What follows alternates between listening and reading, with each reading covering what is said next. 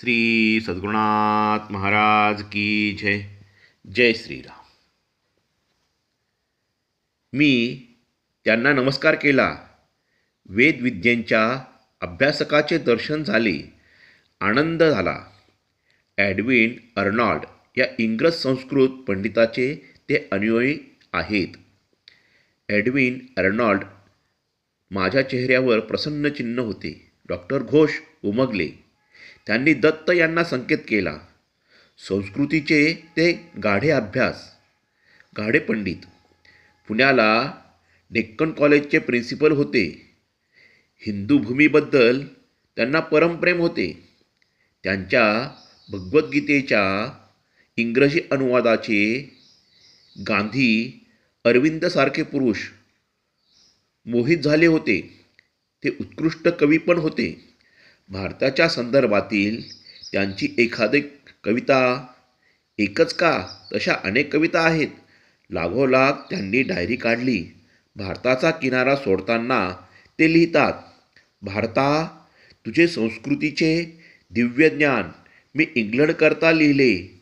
हे भारता, माझ्या मातृभूमीपेक्षाही तू मला अधिक प्रिय आहे. त्यांची भाव व्याकुळ अवस्था त्यांच्या शब्दात ऐका. ते पुढे लिहितात, भारत भगवती, माझा नमस्कार. आता तुझं दर्शन कधी होईल?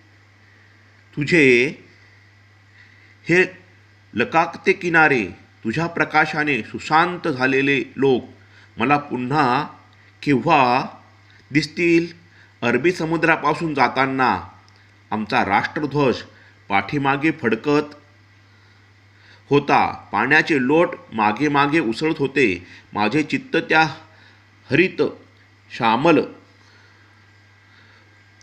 होता. पाण्याचे लोट मागे मागे उधळत होते. माझे चित्त त्या हरित श्यामल किनाऱ्याकडे धावत घेत होते. मी ती पुण्यनगरी, लगतची ती खेडी, ती ही गंगा, ती त्रिवेणी, ती दाट वने, ती मंदिरे, त्या नद्या, त्या गंगा, नर्मदा, गोदावरी, कावेरी नद्या. माझे भाग्य म्हणून हा सहवास लाभला. इतके बंधू आणि भगिनी मला या भूमीत लाभले. निरोप घेताना लक्षात आले की मी त्यांना अंतरणार. माझे हृदय इथे या भूमीतच रेंगाळले आहे. त्या महाविद्यालयाच्या कक्षातून गुंजते आहे. श्री सद्गुरुनाथ महाराज की जय.